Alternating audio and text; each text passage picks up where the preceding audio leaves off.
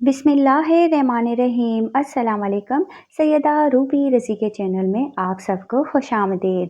ناظرین کرام، یہ حضرت محمد مصطفیٰ صلی اللہ علیہ وآلہ وسلم کے عمر کی 39ویں منزل تھی۔ حضور کے بہت سارے دنیاوی تعلقات تھے، تجارت کی ذمہ داریاں تھیں، کئی اولادیں تھیں اور بے شمار دنیاوی مشاغل تھے۔ اس کے باوجود حضور کو دنیا کے تمام کام ہیش نظر آتے تھے۔ ان دنوں حضور دنیا اور دنیاوی کاروبار سے بیزار ہو چکے تھے۔ مکہ سے 3 میل کے فاصلے پر ایک غار تھا جس کا نام حرا تھا۔ آپ مہینوں وہاں جا کر قیام فرماتے اور مراقبہ کرتے۔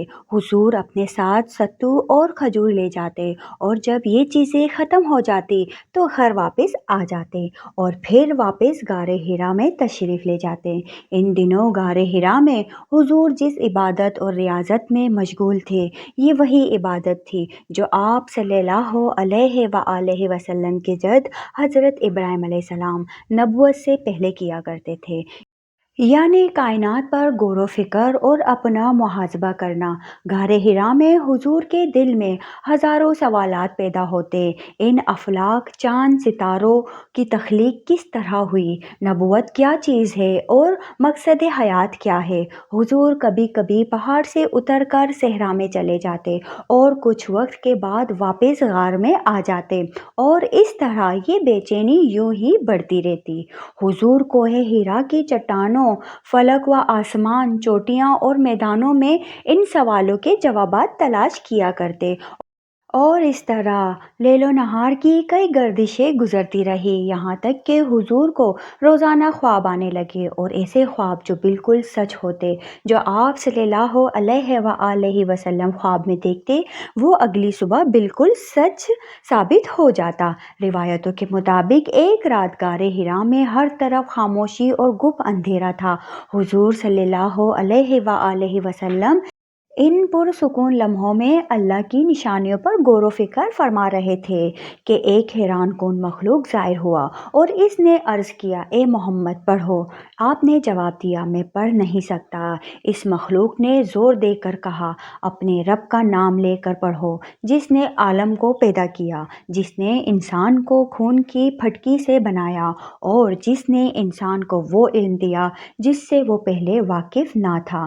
اس طرح کئی مرتبہ اس مخلوق نے زور دے کر کہا کہ پڑھو اور حضور نے اپنی مجبوری بیان کرتے ہوئے فرمایا کہ میں پڑھ نہیں سکتا۔ لہٰذا اس مخلوق نے حضور پاک کے جسم کو اس مضبوطی سے پکڑا کہ حضور کو سختی محسوس ہوئی۔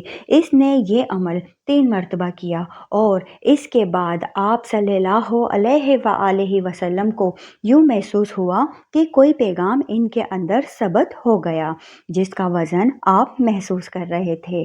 یہ ساری چیزیں اچانک ہوئی اور اس قدر عجیب و غریب تھا کہ حضور پر لرزہ طاری ہو گیا۔ آپ کانپتے ہوئے غار حرا سے باہر نکلے اور حیرت کے عالم میں آہستہ آہستہ حرا سے نیچے اترنے لگے۔ ابھی آدھا راستہ ہی طے ہوا تھا کہ وہ غیر معمولی مخلوق دوبارہ نظر آئے۔ اس مرتبہ وہ مخلوق اپنی اصل صورت میں ظاہر ہوئے جس کے 600 پر تھے۔ اس نے حضور کو بلند آواز سے کہا کہ آپ اللہ کے رسول ہیں اور میں جبریل امین ہوں۔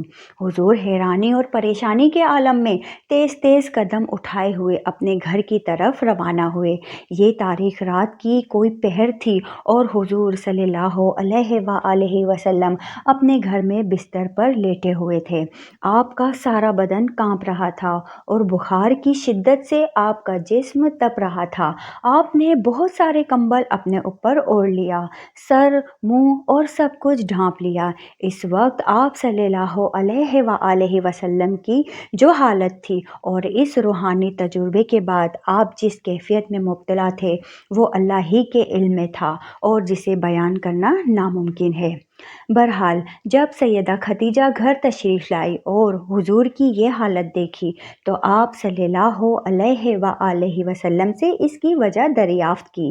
لہٰذا حضور نے شروع سے لے کر آخر تک سارا واقعہ تفصیل سے سنایا۔ حضرت خدیجہ نہایت ہی باصبر اور باہمت خاتون خاتون تھی۔ آپ نے اپنے شوہر کو تسلی اور حوصلہ دیا اور کہا کہ آپ تو ایک نیک اور سچے انسان ہیں، اللہ آپ کو کبھی کسی عذاب میں مبتلا نہیں کرے گا۔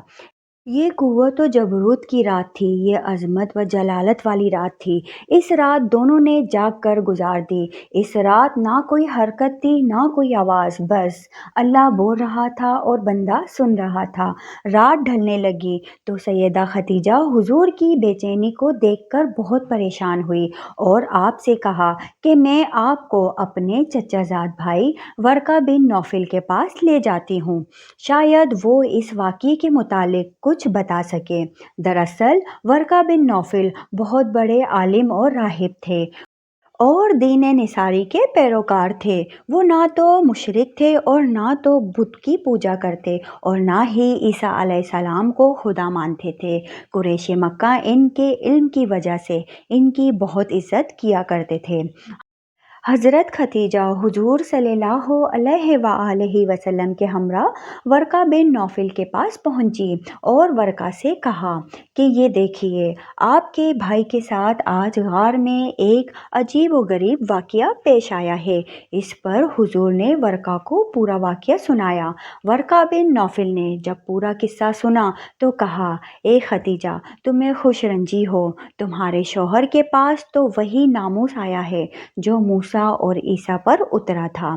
پھر ورقہ نے کہا کہ کاش میں جوان ہوتا اور اس وقت تک زندہ رہتا جب آپ لوگوں کو اللہ کی طرف دعوت دیں گے، کاش میں اس وقت آپ کی مدد کرتا، اس عظیم کام میں بڑھ چڑھ کر حصہ لیتا، کاش میں اس وقت تک زندہ رہوں جب آپ کی قوم آپ کو جھٹلائے گی اور آپ کے ساتھ جنگیں لڑے گی، یہاں تک کہ آپ کو مکہ سے نکال دیا جائے گا۔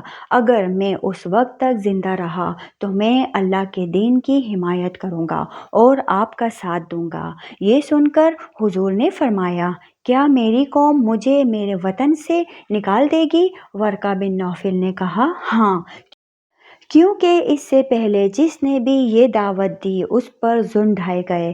پھر ورقہ نے حضرت خدیجہ سے کہا کہ تمہارے شوہر بے شک سچے ہیں، در حقیقت یہ بات نبوت کی ابتدا ہے۔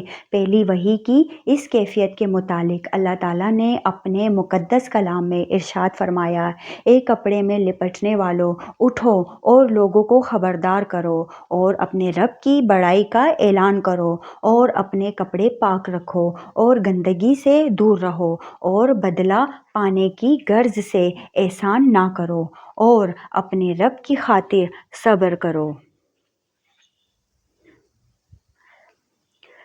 ناظرین کرام، اگر آپ کو میری یہ ویڈیو پسند آئی ہو تو ویڈیو کو لائک شیئر کر کے چینل کو سبسکرائب کر دیں اور بیل آئیکن دبا دیں تاکہ میری ہر آنے والی ویڈیو سب سے پہلے آپ تک پہنچ سکے۔ اب تک کے لیے اتنا ہی۔ سیدہ روبی رضی کو دیجیے اجازت۔ اپنا بہت سارا خیال رکھیے گا۔ اللہ حافظ۔